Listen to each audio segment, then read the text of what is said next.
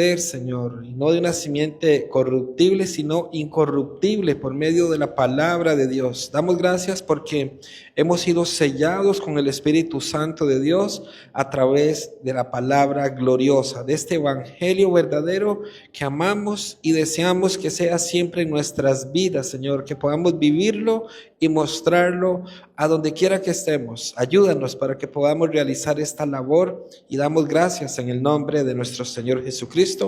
Amén y amén.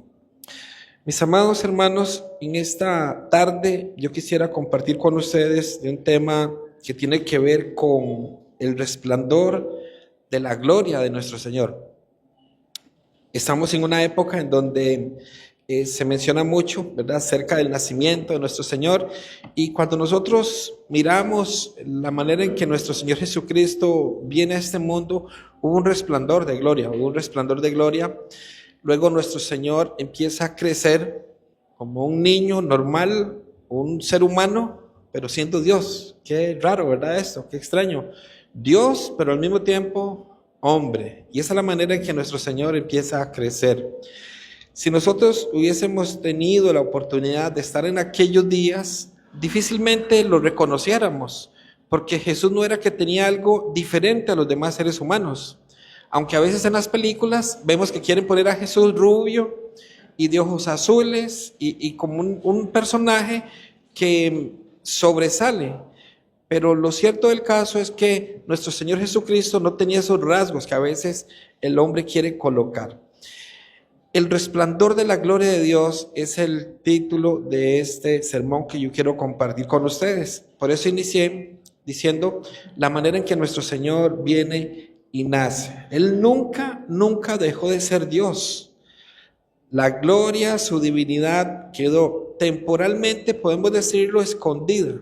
Pero Él siempre fue Dios, siempre fue Dios. Detrás de su humanidad estaba esa divinidad.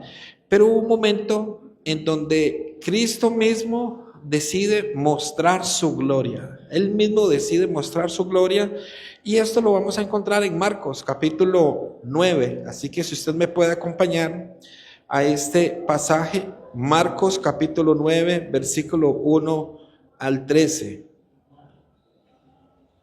El Evangelio de Marcos capítulo 9, versículo 1 al 13.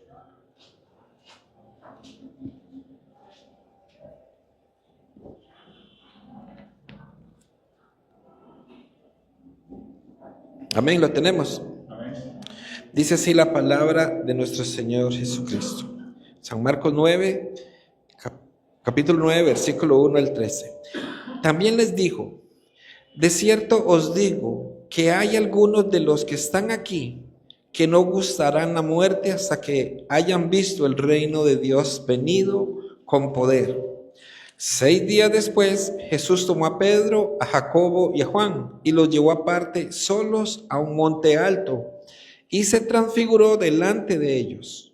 Y sus vestidos se volvieron resplandecientes, muy blancos como la nieve, tanto que ningún lavador en la tierra los puede hacer tan blancos.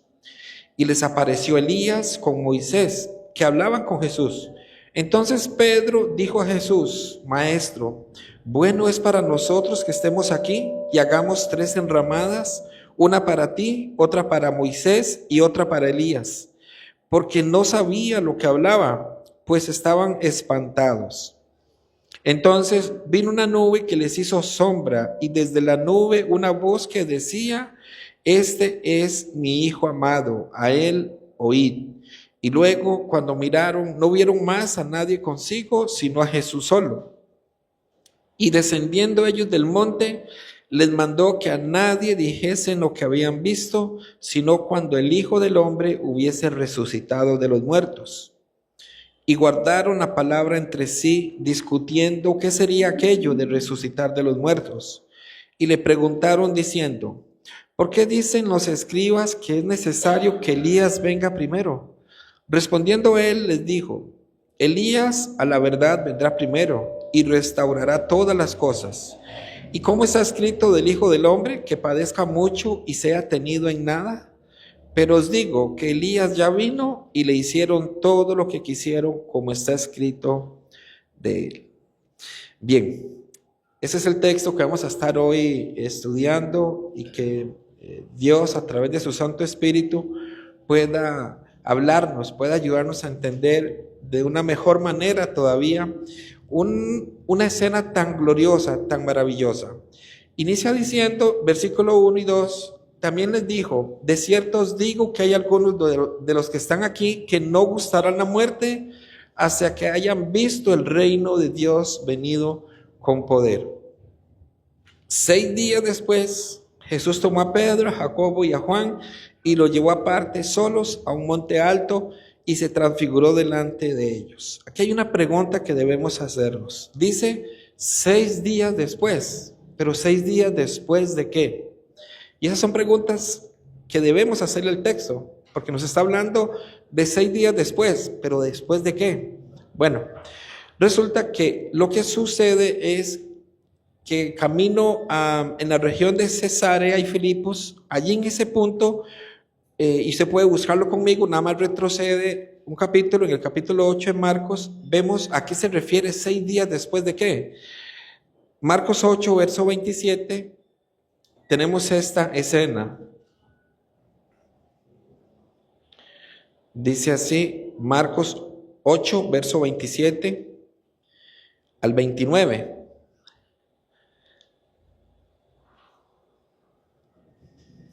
Salieron Jesús y sus discípulos por las aldeas de Cesarea de Filipo, y en el camino preguntó a sus discípulos, diciéndoles, ¿quién dicen los hombres que soy yo?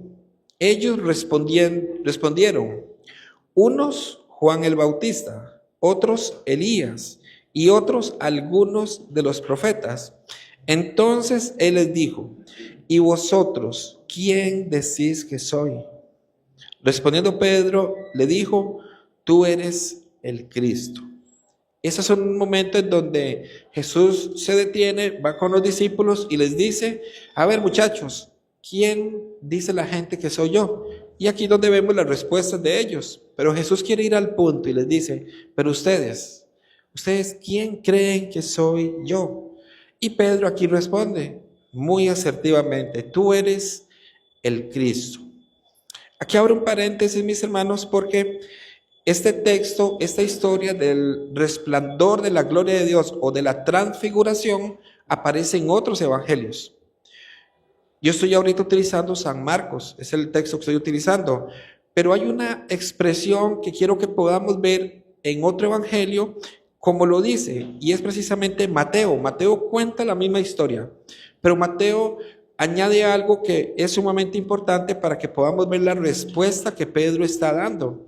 En San Mateo, capítulo 16 y versículo 16.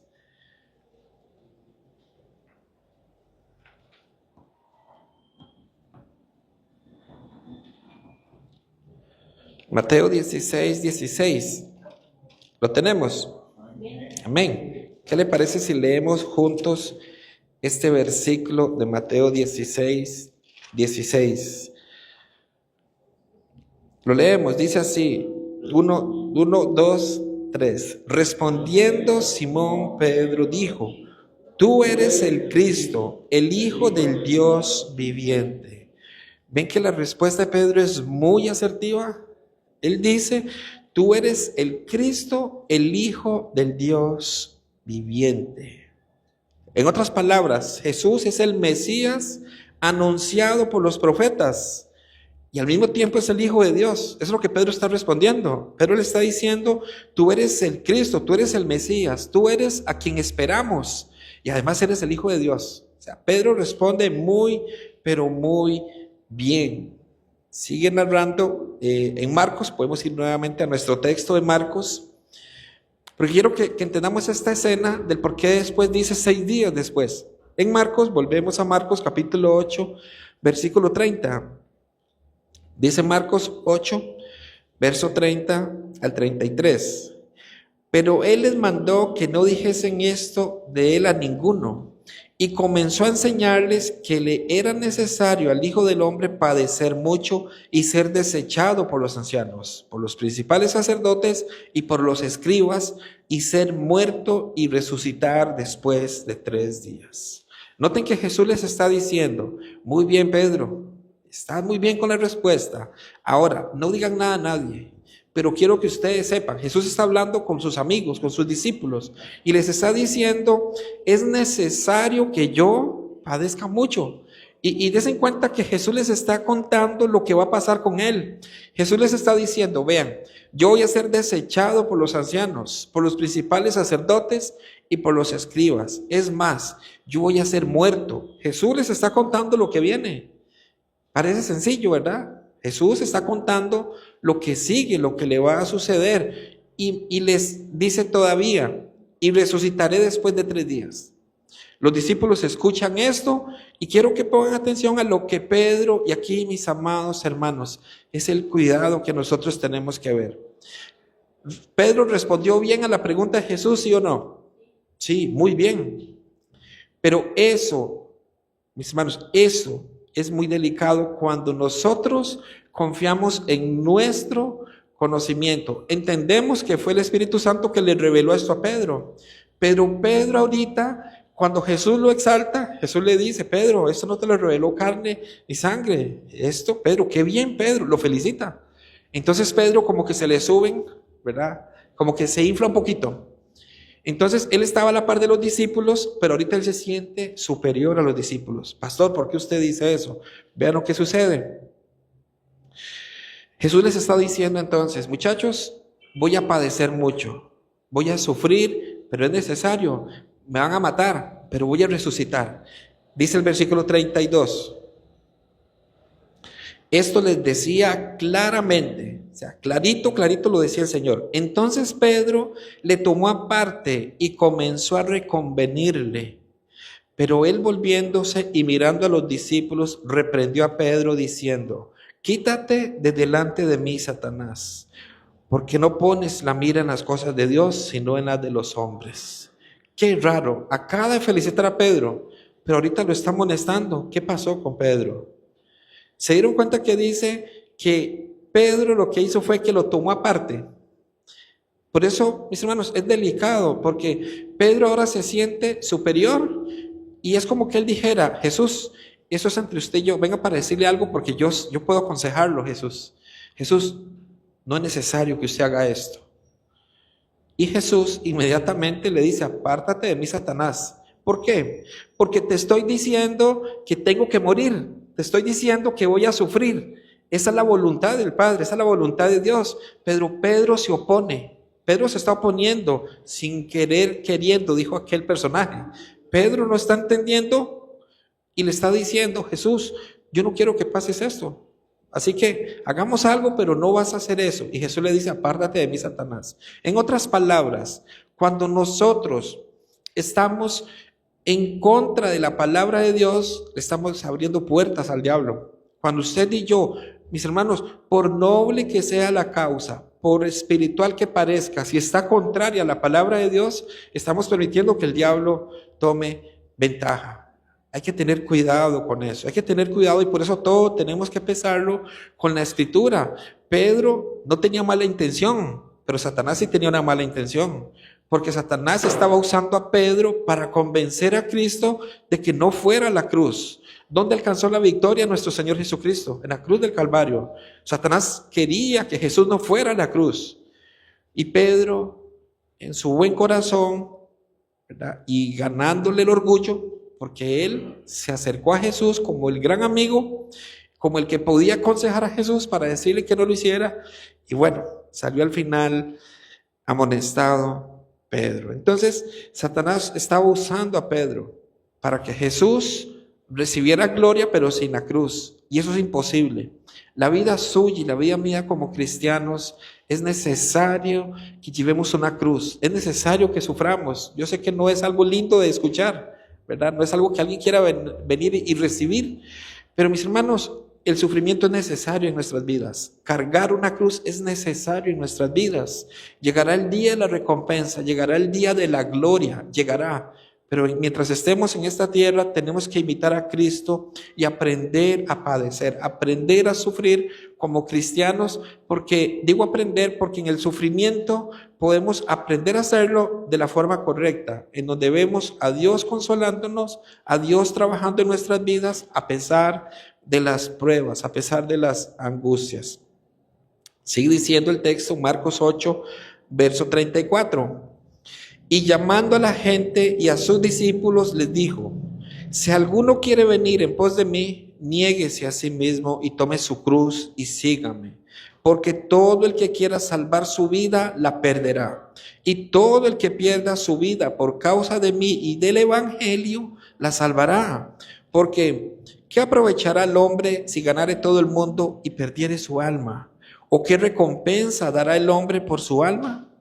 Porque el que se avergonzare de mí y de mis palabras en esta generación adúltera y pecadora, el Hijo del Hombre se avergonzará también de él cuando venga en la gloria de su Padre con los santos ángeles. Mis hermanos, el siervo no es mayor que su Señor, aunque sea una idea de un falso evangelio que hemos escuchado durante muchos años. El siervo no es mayor que su Señor. Nadie alcanza gloria sin cruz, nadie, absolutamente nadie.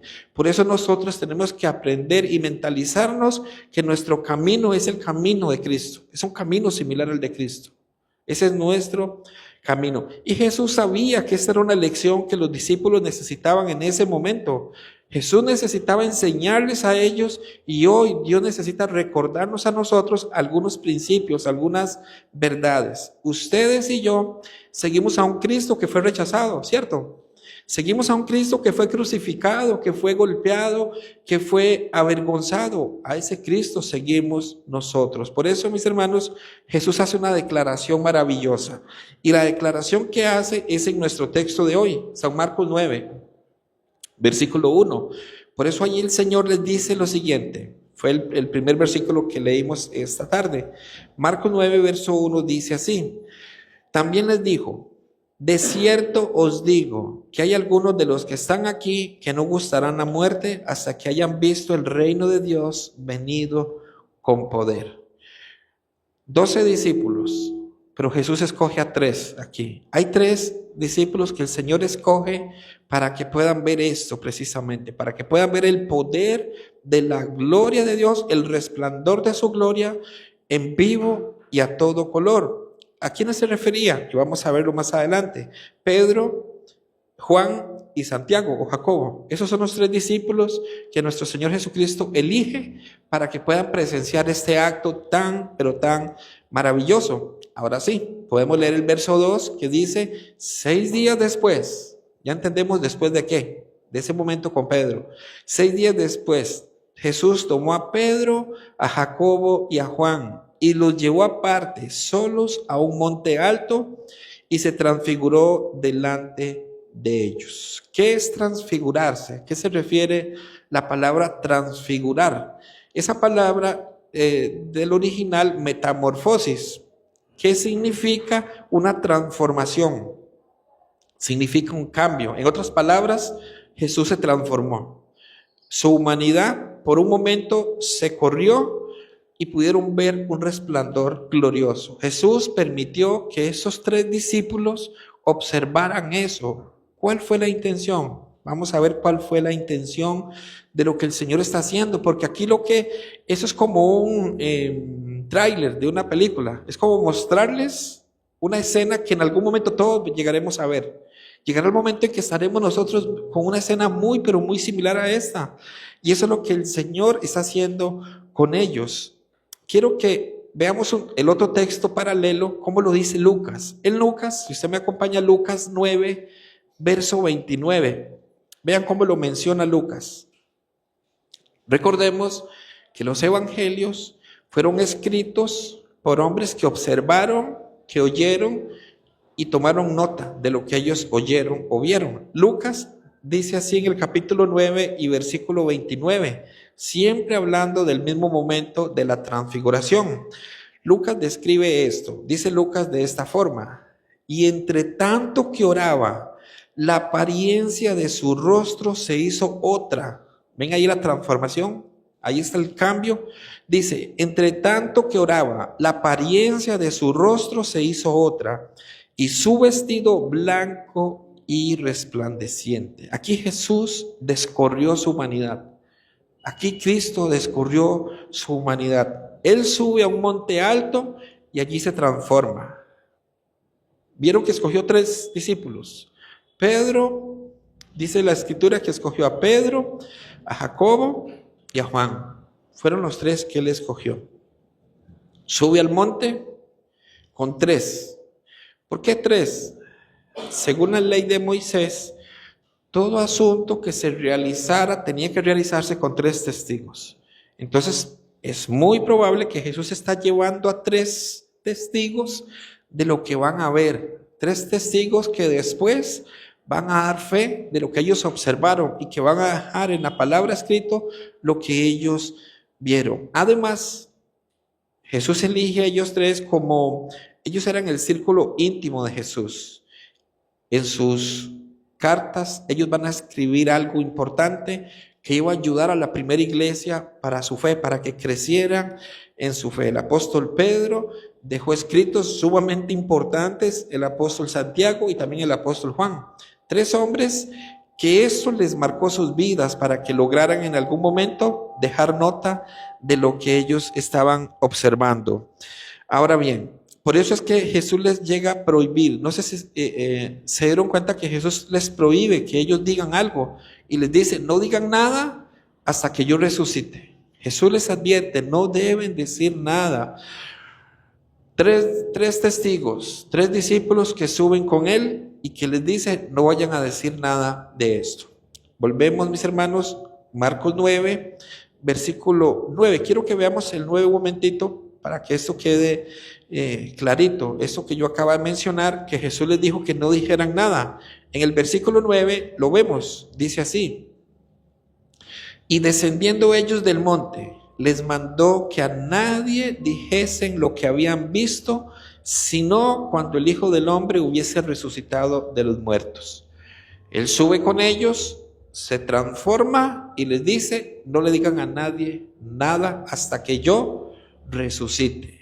Esa es la orden que el Señor les da a estos discípulos.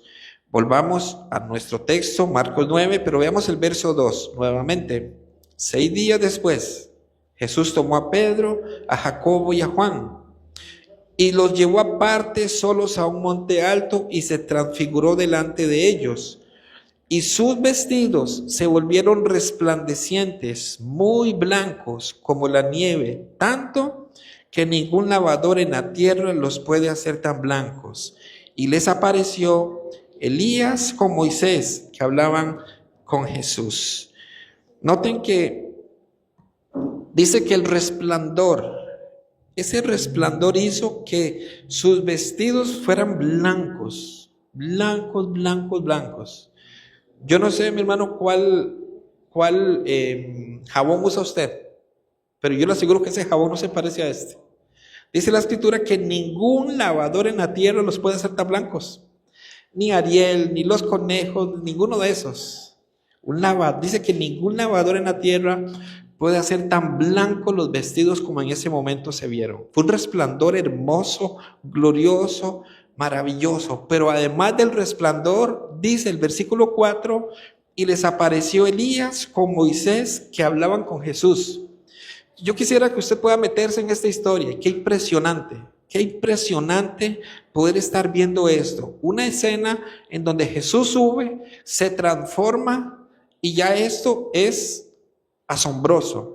Y tras de eso aparece Elías y Moisés que hablan con Jesús. Y eso me recuerda a algo. No tiene que buscarlo ahorita. Pero en Éxodo, en el Antiguo Testamento, en Éxodo ocurría algo. Moisés subió al monte. Llegó un momento donde él subió al monte con un grupo de testigos, igual que Cristo. Él sube al monte, la nube desciende sobre el monte, lo mismo que acabamos de leer, lo mismo. Ellos oyen la voz, exactamente lo mismo hasta aquí, y dice que la piel, el rostro de Moisés resplandecía. Eso dice el Antiguo Testamento, Éxodo capítulo 34. La presencia de Dios hizo que el rostro de Moisés resplandeciera. Se parece mucho, ¿verdad?, la escena a la que estamos estudiando, pero hay una gran diferencia.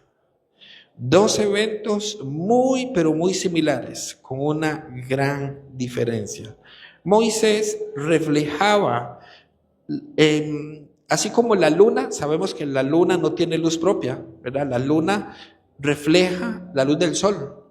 Moisés era como la luna. Moisés reflejaba la gloria o el resplandor de Dios.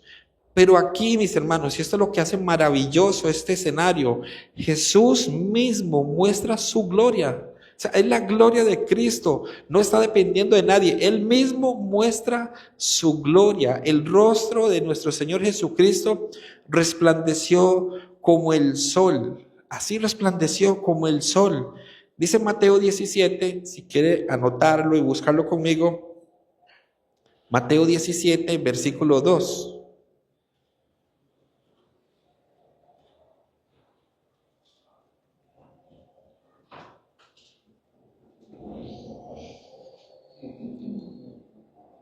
El Evangelio de Mateo, capítulo 17, versículo 2, dice así: y se transfiguró delante de ellos, y resplandeció su rostro como el sol, y sus vestidos se hicieron blancos como la luz. Noten las descripciones que ellos dan.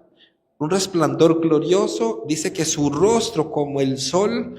Esto es maravilloso. Por eso, mis hermanos, es una escena más que hermosa, edificante. Y vamos a ver por qué. ¿Cuál fue la intención de nuestro Señor de permitir que ellos observaran esto? ¿Por qué es importante para nosotros? ¿Por qué es relevante que nosotros podamos comprender esto? En Hebreos, en capítulo 1 de Hebreos y versículo 3, nos habla de ese resplandor, por cierto. Hebreos 1, versículo 3.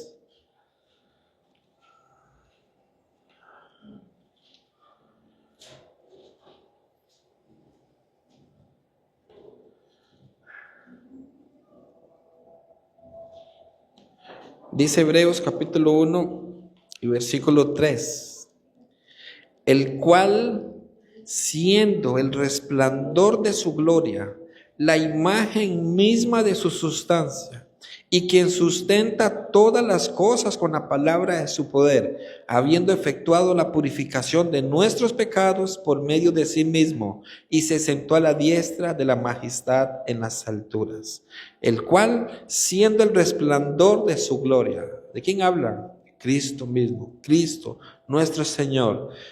Más adelante, el apóstol Pedro escribirá que ellos vieron con sus propios ojos la majestad. Pedro se encargará de escribirlo. Cuando veamos las cartas del apóstol Pedro, él dice, nosotros mismos vimos con nuestros ojos esa majestad gloriosa de nuestro Señor. Él es testigo de esto. Y Juan, el apóstol Juan dice en su evangelio, al inicio del evangelio, Juan dice, el verbo se hizo carne, ¿recuerdan? Dice, y habitó entre nosotros y vimos su gloria, dice él, gloria como del unigénito del Padre, lleno de gracia y de verdad. Ellos, esto los marcó definitivamente. Pero, ¿cuál era la intención de Jesús? ¿Por qué hace esto con ellos en ese momento? No podemos olvidar, mis hermanos, que siempre hay un destinatario. Hoy como iglesia recibimos este mensaje, como iglesia Dios quiere animarnos. En aquel momento la intención de nuestro Señor fue precisamente fortalecer la fe de sus discípulos, porque los discípulos creían en nuestro Señor, ellos confiaban en Él, pero tenían alguna duda, habían cosas que no podían entender todavía, cosas que Jesús les había dicho y para ellos era difícil de entender. Pensemos en esto. Jesús les está diciendo, yo soy el Hijo de Dios, yo soy el Hijo de Dios, pero tengo que morir. Esto no calzaba para ellos, porque ellos decían, pero si es el Hijo de Dios, si tiene el poder, ¿cómo es que tiene que morir? Esto a ellos no les calza, esto ellos no lo entienden bien. Por eso Jesús los llama a estos tres los lleva al monte y les hace ver semejante espectáculo para que su fe fuera fortalecida más, para que su fe fuera cada vez más firme. Ellos no entendían por qué Cristo tenía que ir a una cruz si era el Hijo de Dios. Ellos están perplejos, ellos están asustados, pero ahora aparecen Moisés y Elías. Y esto es crucial, mis hermanos. Esto es determinante, la aparición de ellos, porque sabemos que cuando se habla del orden de los profetas, el jerarca es Elías, los profetas. Cuando se habla de la ley, es Moisés. Entonces, de alguna forma, ellos están representando a los profetas y a la ley. Recordemos que el pueblo judío estaba observando a ellos dos como personajes de mucha relevancia para su fe. Ahora estos tres discípulos tienen al frente a Jesús con su resplandor glorioso, tienen a Elías y tienen a Moisés. ¡Qué espectáculo, de verdad! Dios usó a Moisés para presentar la ley. Dios usó a Elías como el primer hombre del orden profético. Pero aquí hay algo que sucede, mis hermanos. ¿Recuerdan ustedes que hay un momento, y vamos a buscarlo para que no quede como dice la Biblia, sino busquemos dónde lo dice? En Lucas capítulo 24 hay un momento en donde dos discípulos van caminando tristes porque su Jesús, su Señor, ha muerto. Ellos van tristes, van muy pero muy tristes, porque ellos dicen: nos lo mataron, nos lo quitaron a nuestro Jesús. Lo amábamos tanto, ¿por qué tuvieron que crucificarlo? Ese es el pensamiento de ellos. Van caminando y Jesús se aparece, pero ellos no lo reconocen. Y Jesús empieza a hablarles. Y en Lucas 24, verso 25, noten lo que dice el Señor. Salud. Lucas 24, verso 25 y hasta el 27 dice así: entonces Él les dijo: oh insensatos y tardos de corazón para creer todo lo que los profetas han dicho. Verso 26. ¿No era necesario que el Cristo padeciera estas cosas y que entrara en su gloria? Y comenzando desde Moisés y siguiendo por todos los profetas, les declaraba en todas las escrituras lo que de él decía.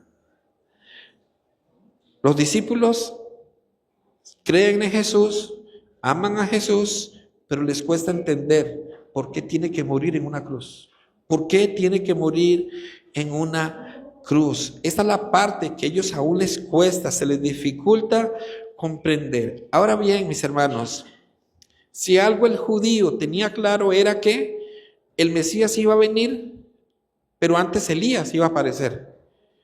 Ahora quiero que traten de pensar en esto. Ellos están allí y ¿a quién están viendo? A Elías y a Moisés. Elías, dicen, llegó. Ahora sí llegó Elías. En otras palabras, para ellos era: Jesús, vamos ya a reinar. Ya llegó Elías. Ya es el cumplimiento para que puedas ir con nosotros. Por eso es que ellos están confusos. Ellos no han entendido todavía.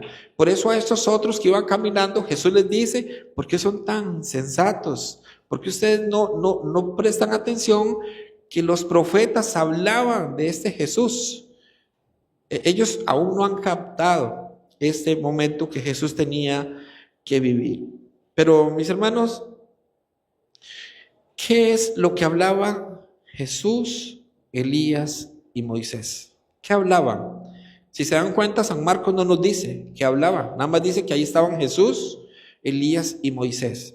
Pero Lucas sí nos dice qué es lo que ellos hablaban. En Lucas capítulo 9, verso 31, nos dice cuál era la conversación que tenían ellos dos.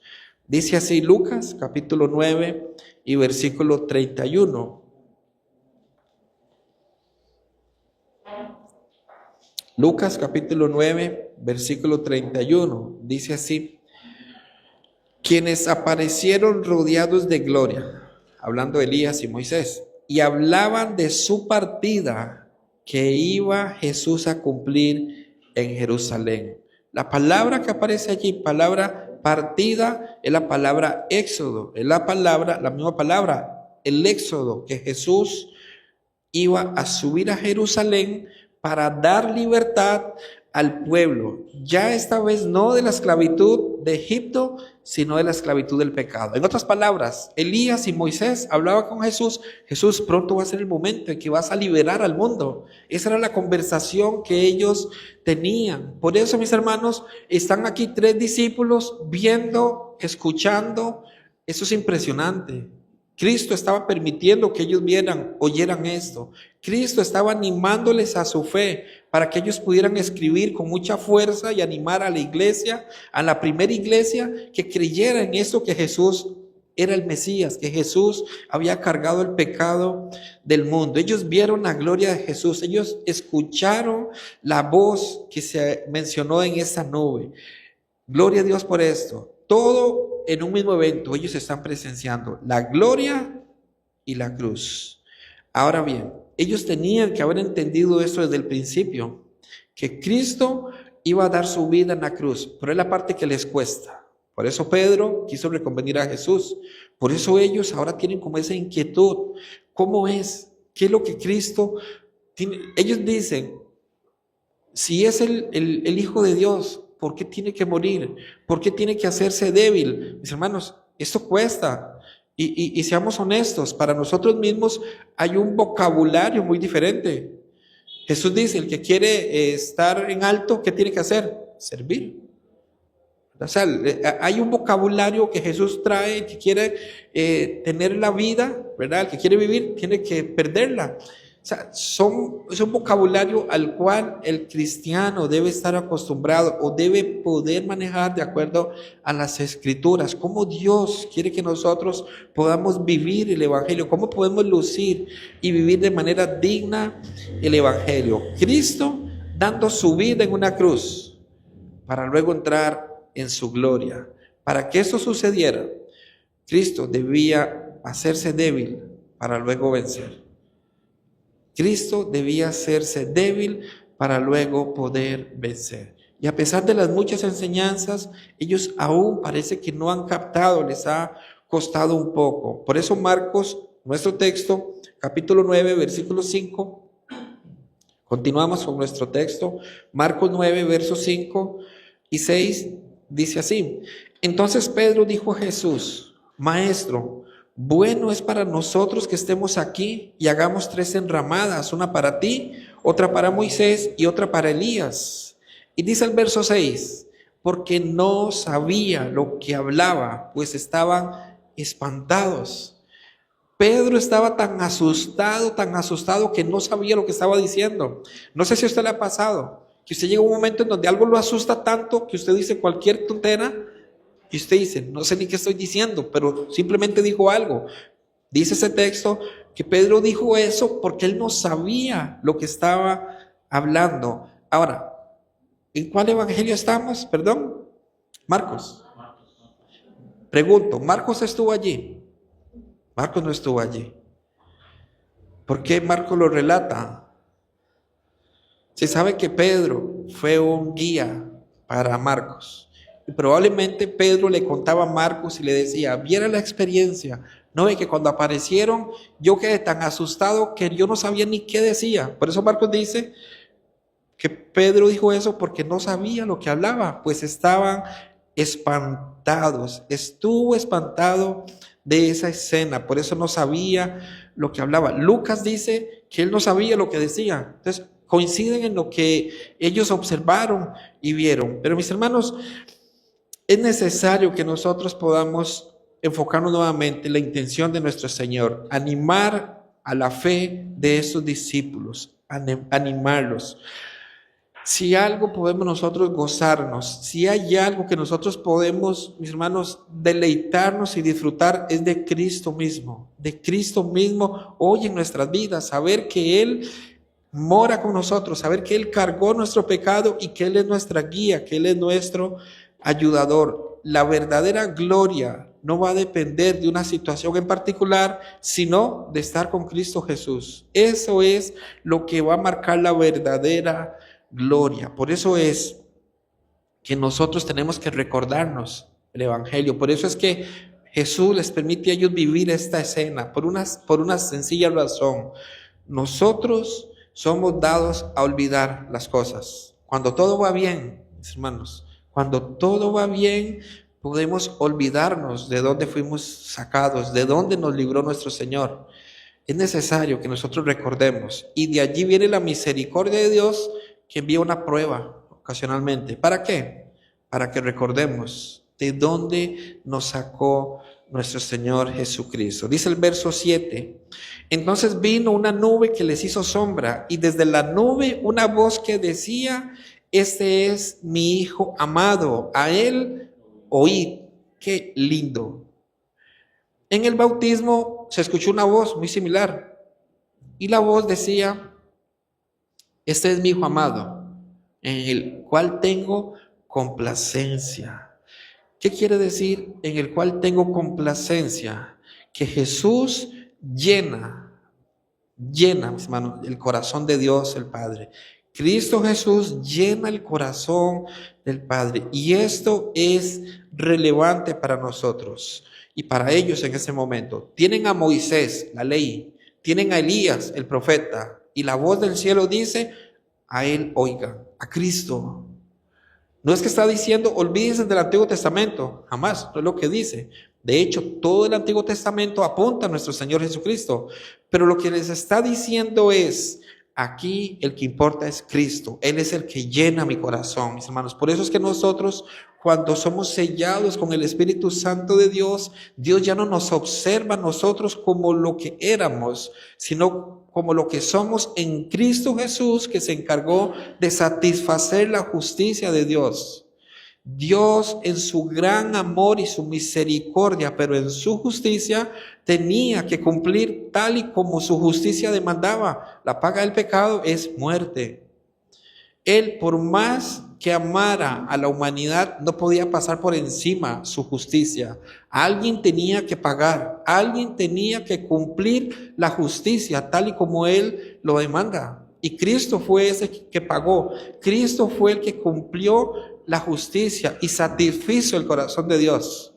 Fue Cristo Jesús. Por eso es, mis amados hermanos, que en la cruz del Calvario la ira de Dios cayó sobre Cristo. La ira de Dios, la ira que tenía que caer sobre nosotros, Cristo la tomó. Él cumplió, Él se encargó de pagar la deuda. Por eso es que Dios ahora puede perdonar, por eso es que Dios ahora nos ha perdonado, por eso es que Él ahora justifica nuestras vidas, porque ya hubo alguien que pagó esa gran deuda. El detalle es que eso solamente a través de la fe, amén, y a través de la fe verdadera. Entonces la voz dice: este es mi Hijo amado, a él oíd, dice el versículo 8.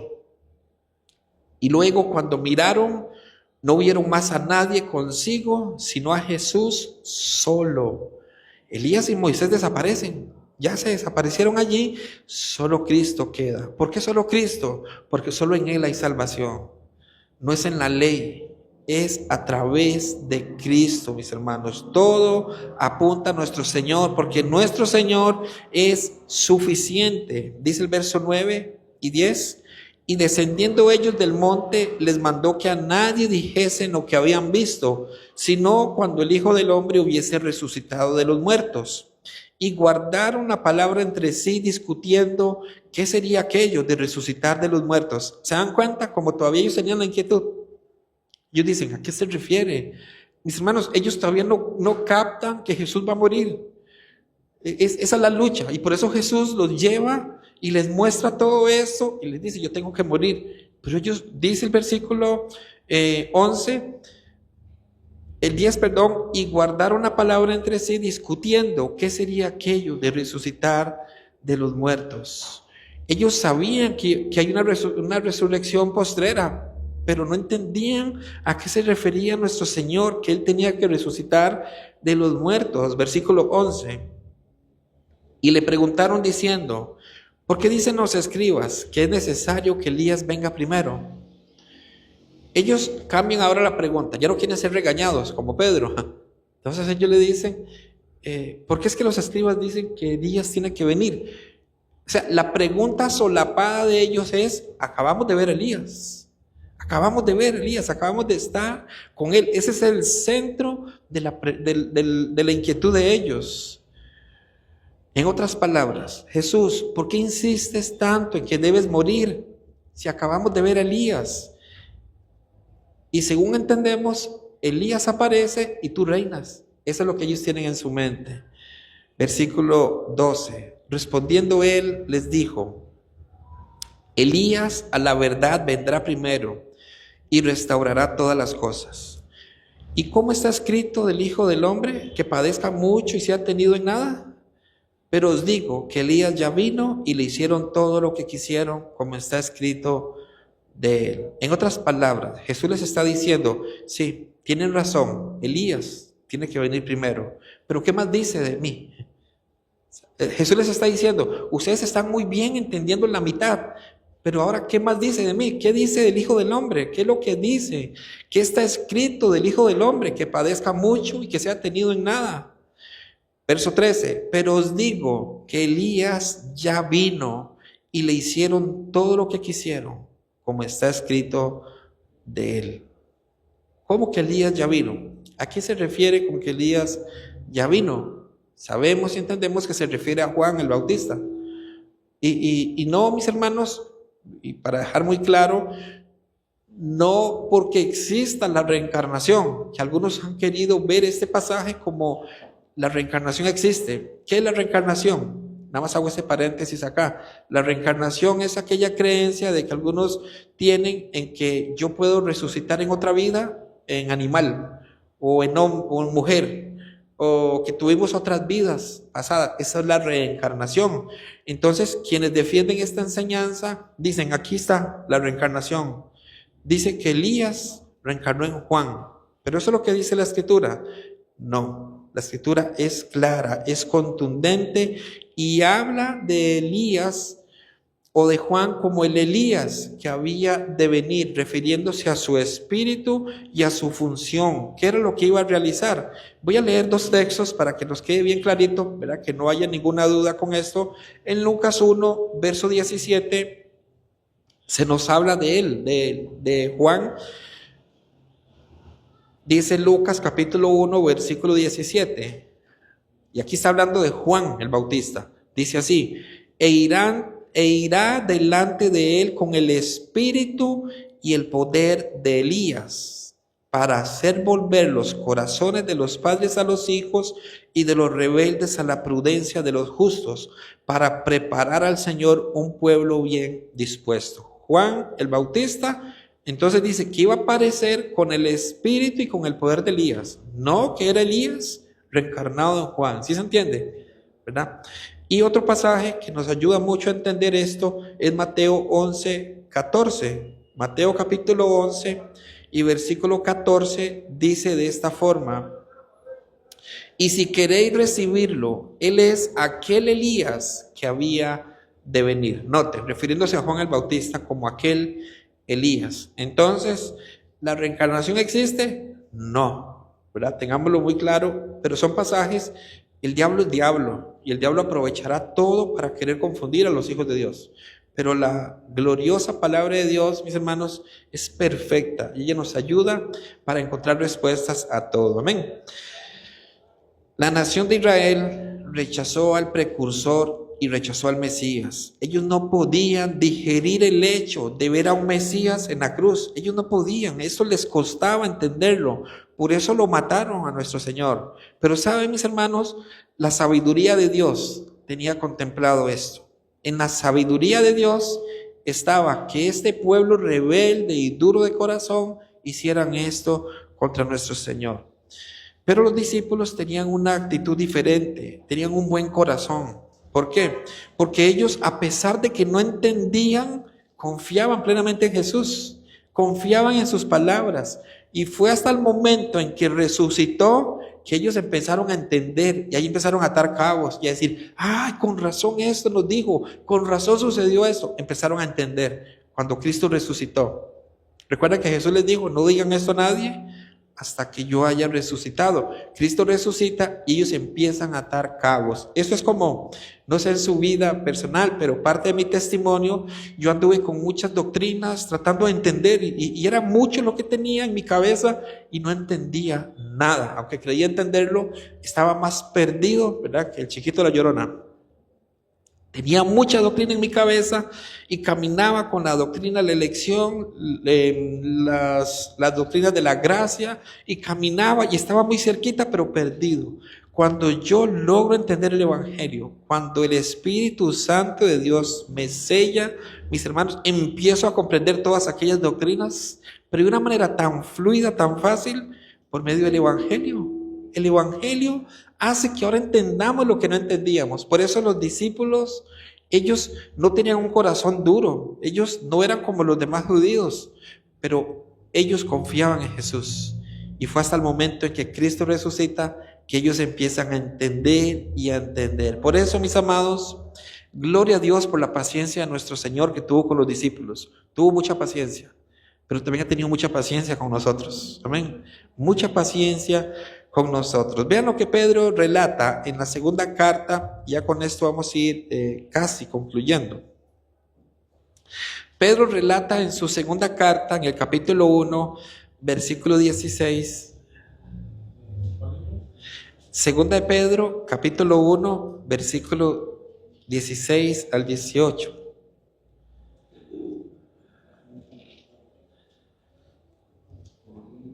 Dice así, segunda de Pedro, capítulo 1, verso 16 al 18. Porque no os hemos dado a conocer el poder y la venida de nuestro Señor Jesucristo, siguiendo fábulas artificiosas, sino como habiendo visto con nuestros propios ojos su majestad. Nosotros vimos su majestad, dice Pedro. Y aquí relata un momento en que vieron, dice, pues cuando él recibió de Dios Padre honra y gloria, le fue enviada desde la magnífica gloria una voz que decía, este es mi Hijo amado en el cual tengo complacencia. Y nosotros oímos esta voz enviada del cielo cuando estábamos con él en el monte santo. Pedro ahora tiene una intención cuando escribe esta carta. Pedro fue fortalecido en aquel momento y ahora él escribe esta carta para que los lectores hoy seamos fortalecidos, para que la iglesia de San Ramón en esta tarde sea fortalecida como él lo fue en aquel momento, mis hermanos. Y ese es el poder de la palabra de Dios. Es un adelanto de lo que nos espera. Es un adelanto de lo que nos va a esperar a nosotros. Alguien podría decir, qué linda esa experiencia. Yo quisiera tener una experiencia como esas. Cuidado, mis hermanos. Tengamos cuidado. No necesitamos tener esas experiencias, porque para eso Pedro mismo se encarga de dejar claro. Allí mismo en la segunda carta de Pedro, pero en el capítulo 1 y versículo 19, Pedro deja algo muy, pero muy claro. Y dice Pedro de esta forma, tenemos también la palabra profética más segura, a la cual hacéis bien en estar atentos, como a una antorcha que alumbra en lugar oscuro hasta que el día esclarezca y el lucero de la mañana salga en vuestros corazones. Mis hermanos, esa transfiguración de Jesús apunta hacia el futuro para poner un sello de aprobación sobre lo que sucedió en ese momento, lo que se reveló en el pasado y fortalecer nuestra fe hoy. O sea, esa antorcha, dice que la palabra profética más segura, la escritura, la tenemos, y que es como una antorcha que alumbra en un lugar oscuro. Eso es lo que hace la palabra de Dios hasta que el día esclarezca y el lucero de la mañana salga en vuestros corazones. Y sigue diciendo Pedro, entendiendo primero esto, que ninguna profecía de la escritura es de interpretación privada, porque nunca la profecía fue traída por voluntad humana, sino que los santos hombres de Dios hablaron, siendo inspirados por el Espíritu Santo de Dios. No fueron interpretaciones que se les ocurrió debajo de un árbol, no. Ellos fueron guiados por el Espíritu Santo de Dios, una revelación directa para que ellos pudieran dejarnos esos escritos a nosotros hoy, mis hermanos. Solo contemplar a Cristo, contemplar a Cristo, solamente eso, contemplarlo. ¿Y dónde lo contemplamos? En las Escrituras. Es lo que nos va a ayudar a estar firmes, a mantenernos firmes. Mi hermano, mi hermana, usted no va a poder luchar solo o sola contra los golpes del pecado de este mundo, a menos que ponga la mirada en Cristo, solamente allí, solamente viendo la gloria de Dios siempre, solamente en ese momento, el resplandor de la gloria de Dios. Quiero cerrar con dos textos. 2 Corintios 4, verso 6. Y antes de que leamos el texto, mientras usted lo busca, yo les hablé hace un momento de Éxodo 34. En Éxodo 34, nadie, bueno, en el Antiguo Testamento, nadie, pero nadie podía ver la gloria de Dios, ¿cierto? ¿Qué pasaba si alguien miraba la gloria de Dios? Fulminado.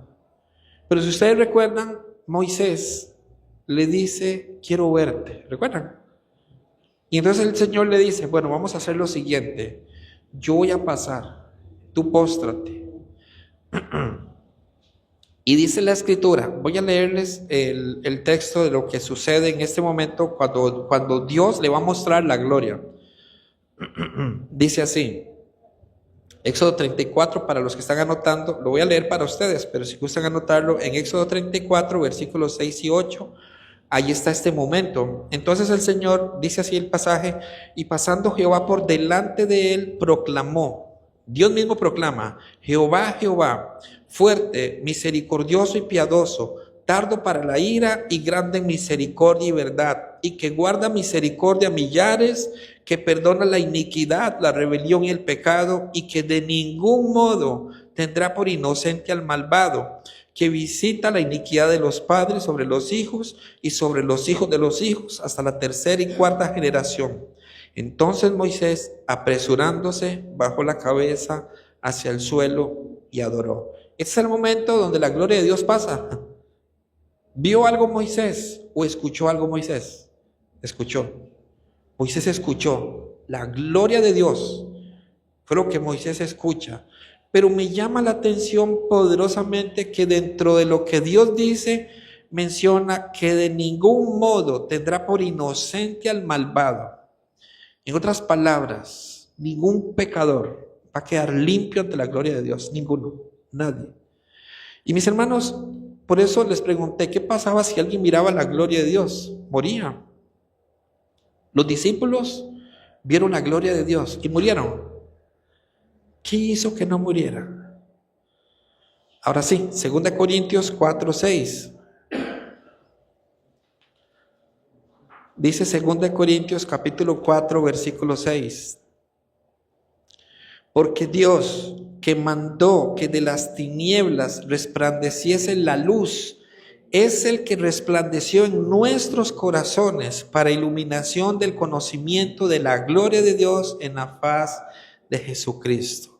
La razón del por qué los discípulos no murieron cuando vieron el resplandor de la gloria de Dios, mis hermanos, es porque Cristo estaba allí. Esa es la razón del por qué ellos no mueren. La razón del por qué el pecado no acabó con nosotros es porque Cristo pagó esa deuda. Esa es la razón por la que ustedes y yo hemos sido alumbrados, estando en tinieblas. El resplandor, esa luz vino y resplandeció en nuestros corazones para iluminación del conocimiento de la gloria de Dios. ¿Es o no maravilloso nuestro Señor? Amén. Oramos. Amado Señor, damos gracias en esta tarde por la oportunidad que nos has dado, Dios, de poder escuchar tu palabra.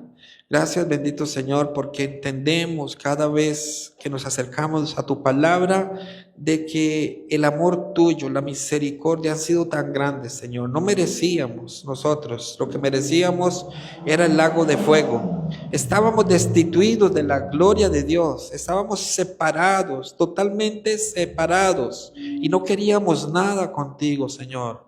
Pero tu gran amor y tu misericordia en medio de esas tinieblas hizo que ese resplandor de la gloria apareciera, no para fulminarnos, sino para iluminar nuestro corazón, para que esa luz ahora esté en nuestros corazones, Señor. Y esto a través de la fe, Señor, que has permitido que por medio del Evangelio abrazáramos hoy, que podamos deleitarnos, Señor, y que podamos tener la esperanza de que llegará el momento en donde ya el dolor, la fatiga, Señor, las tentaciones se irán de nuestras vidas y seremos glorificados, Señor. Gracias por tu palabra y gracias por ese amor que manifiestas para con cada uno de nosotros, para con la iglesia de San Ramón, Señor. Oro para que seas tú fortaleciendo a cada hermano, a cada hermana, Señor. Trae ese aliento, Señor, así como en ese momento animaste a Pedro, a Juan, a Jacobo, Señor, que mis hermanos reciban la fortaleza de parte tuya en esta tarde, Señor, y en los días que han de venir, para que puedan mantenerse firmes, confiando siempre en ti, mi amado Señor. Oramos en el nombre de nuestro Señor Jesucristo. Amén y amén. A Él sea la gloria.